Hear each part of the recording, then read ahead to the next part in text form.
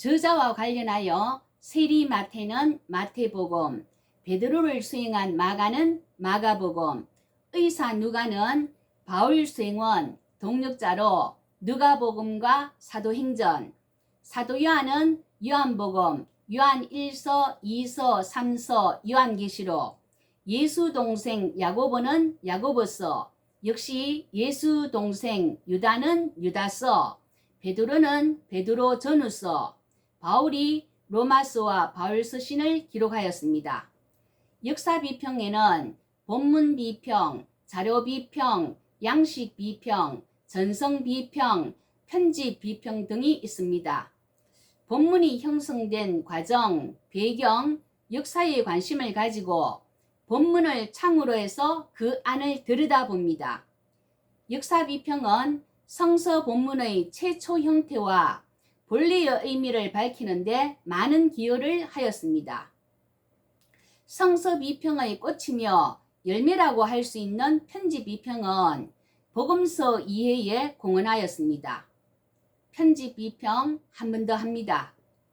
앞 영상에서 말씀드린 편집 비평은 자료 비평과 양식 비평을 토대로 하였기에 자료 비평의 자료와 편집, 양식 비평의 전성과 편집을 구분하고 어떻게 변경하였는지, 왜 바꾸었는지, 저자의 신학적 의도와 공동체의 삶의 정황을 유추해 봅니다. 본문 누가복음 3장 7절에서 18절, 세례 요한의 전파, 정운택의 병행사복음서로 비교합니다. 영상 보신 후 성경 읽으시면 좋겠습니다. 오늘 본문은 전체적으로 세 부분으로 나누어집니다. 첫째, 세례 요한의 회개 설교.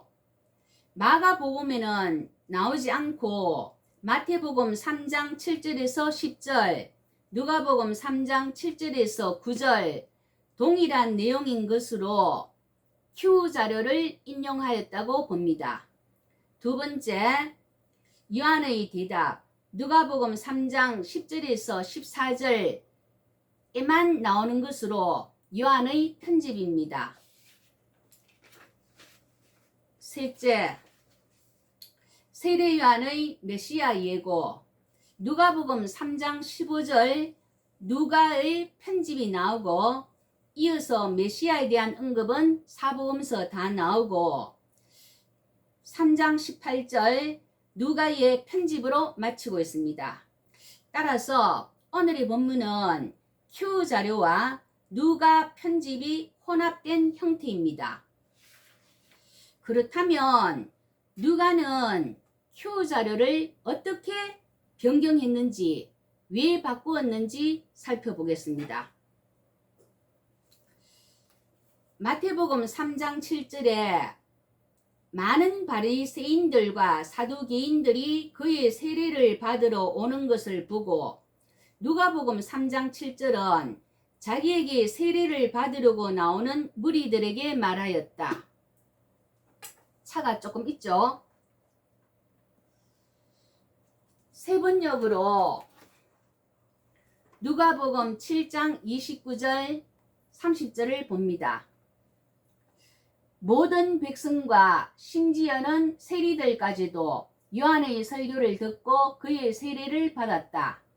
그러나 바리새파 사람들과 율법학자들은 요한에게서 세례를 받지 않음으로써 자기들에 대한 하나님의 계획을 물리쳤다. Q 자료를 마태가 변경했다고 볼 수 있습니다. 마태에서 바리새인과 사두개인들은 전형적인 대적자로 나오기에 심판 선포에서 이들 종교 지도자로 변경했다고 생각이 됩니다. 8절 회개에 합당한, 회개와 관련해서 누가복음 3장 3절 요한이 요단강 부근 각처에 와서 제3을 받게 하는 회개의 세례를 전파하니 누가의 기록인 누가복음과 사도행전에는 회개에 대해서 매우 자주 빈번하게 등장하고 있습니다.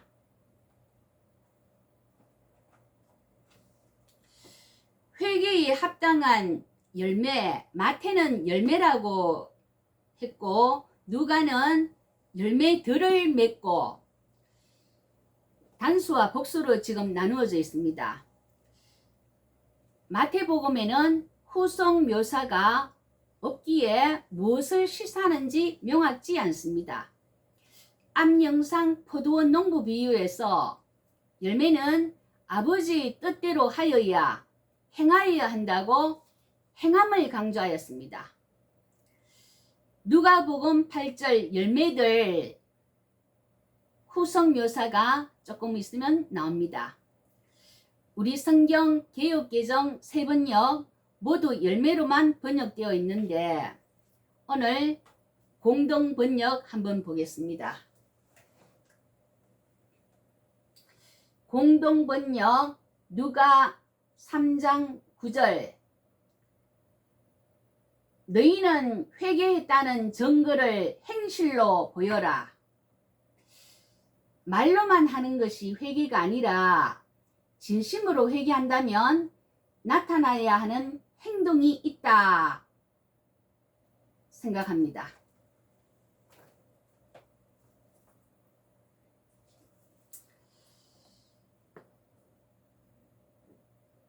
이어서 아브라함이 우리 조상이라 말하지 말라. 하나님은 이 돌들로도 아브라함의 자손을 만드실 수 있다. 앞영상에서는 하나님 백성 이스라엘이 열매 맺지 못하여 즉 아버지의 뜻을 행하지 못하여 이스라엘은 탈락하고 참 이스라엘인 교회로 옮겨졌다고 했습니다. 제가 주중에 거주하는 전원주택의 담장 옆에 텃밭과 나무들이 있는데 대추나무에서 처음으로 대추 열리는 것을 보고 좋아라 했습니다. 이제 해마다 대추 따먹을 수 있겠구나. 그런데 제가 텃밭에 있는데 갑자기 형부께서 오시더니만 순식간에 대추나무를 잘라버렸습니다. 말릴 겨들이 어디 있습니까? 눈앞에 이미 찍혀 넘어졌는데 형부께서는 텃밭을 확장해 주신다는 의도였지만 그 애통함은 이루 말할 수 없었습니다. 본문 9절 도끼가 나무 뿌리에 놓였으니 좋은 열매 맺지 아니하는 나무마다 찍혀 불에 던져지리라. 하나님 백성 이스라엘이 순식간에 찍혀 죄로 변한다 하는 임박한 심판을 나타냅니다. 회개에 합당한 열매들을 맺어야 한다. 거기에 대한 요한의 대답입니다. 누가복음 3장 10절에서 14절 누가의 편집인데 여기에서 무리들이 우리가 무엇을 할까요? 세리들도 우리는 무엇을 할까요? 군인들도 우리는 무엇을 해야 할까요? 누가의 의도는 상황을 깨닫고 회개하도록 권면하기 위함입니다. 무엇을 할까요? What should I do? 이는 전형적인 누가의 수사 방식입니다. 누가복음 10장 25절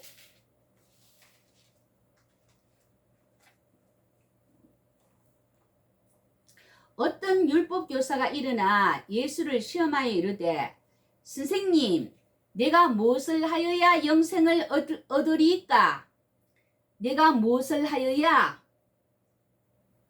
What must I do? 역시 누가복음 18장 18절 어떤 관리가 물어 이르되 선한 선생님이여 내가 무엇을 하여야 영생을 얻으리까? What must I do? 사도행전 2장 37절 베드로 설교를 듣고 형제들아 우리가 어찌할꼬? What shall we do? 사도행전 16장 30절 자결하려던 간수는 내가 어떻게 하여야 구원을 받으리까? 무엇을 하여야 구원을 받으리까? What must I do? 사도행전 22장 10절 바울은 다메섹 도상 체험에서 주님 무엇을 하리까? What shall I do?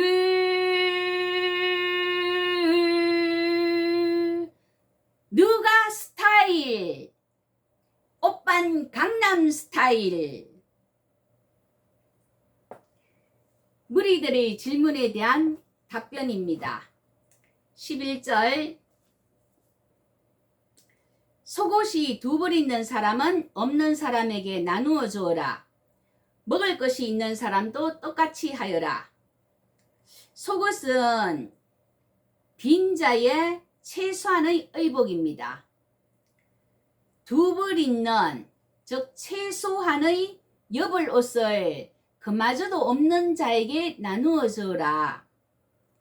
최소한의 기본 양식을 가진 자도 먹을 것이 없는 자에게 나누어 주어라. 세리들 너희가 지시받은 것보다 아무것도 더 많이 거두지 마라. 군인들 아무에게서도 강제로 빼앗지 말고 거짓으로 고소하지도 말며 너희 급여로 만족하여라.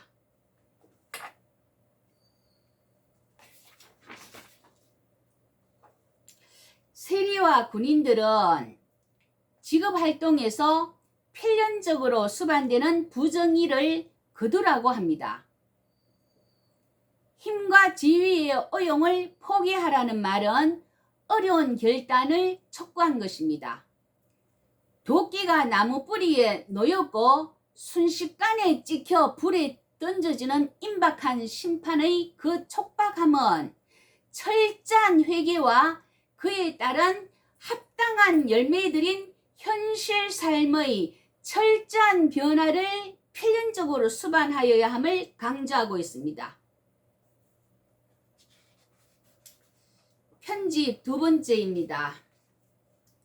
요한의 메시아 예고에서 누가복음 3장 15절 백성이 기다리던 중이어서 모든 사람들이 그들의 마음속으로 요한에 대하여 행여 그가 그리스도가 아닐까 하는 의문을 품고 있었다.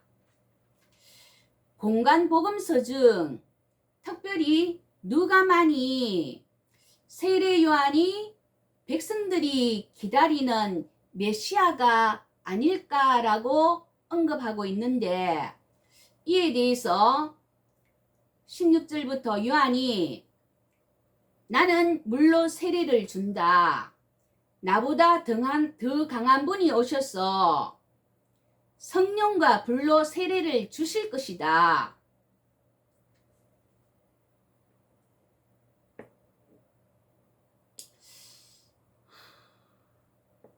바로 예수님과 요한을 대비하고 있는데 은유적 표현입니다. 누가의 의도는 요한과는 구별되는 예수님의 정체성, 바로 예수님이 하나님께서 약속하셨던 메시아이심을 드러내고자 했던 것입니다. 편집 세 번째입니다. 18절 그는 또 많은 다른 말로 백성을 권하며 복음을 전하였다.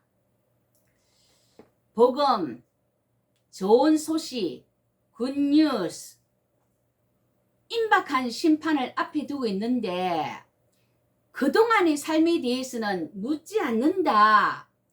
회개하고 이제부터 똑바로 살아라. 이런 좋은 소식이 어디 있습니까? 구체적인 행함이 있는 것이 회개입니다. 저자의 신학적 메시지가 전해옵니까? 어떤 청년은 침대 모서리에 받쳐서 숨을 쉬지 못하여 결국 사망했다는 이야기를 들었습니다. 임박한 심판은 멀리 있는 것이 아닙니다. 오늘 복음을 들었습니다. 이전 죄에 대해서는 문제시하지 않으나 이제부터는 똑바로 살아라. 최소한의 것만 있어도 남을 돕는 일, 사회적 모순의 상황에서 불가피하게 용인된 부정의한 행동을 포기함으로 자신의 삶을 바꾸는 것, 즉 회개에 합당한 열매를 맺어야 한다고 말입니다. 예수님은 성령과 불로 세례를 주시는데 타작마당을 깨끗하게 하시고 쭉정이는 꺼지지 않는 불로 태우신다고 합니다. 정결과 심판입니다. 회개한 자에게는 모든 죄를 태우고 정결하게 하시며 회개하지 않는 자는 심판이 있습니다. 종말론적 구원자는 예수님입니다. 누가복음은 온 인류의 구원자이신 예수님을 강조하고 있습니다. 이제 복음을 들었으니 회개에 합당한 구체적인 행함을 나타내는 여러분 되시기를 예수님의 이름으로 기도합니다. 아멘.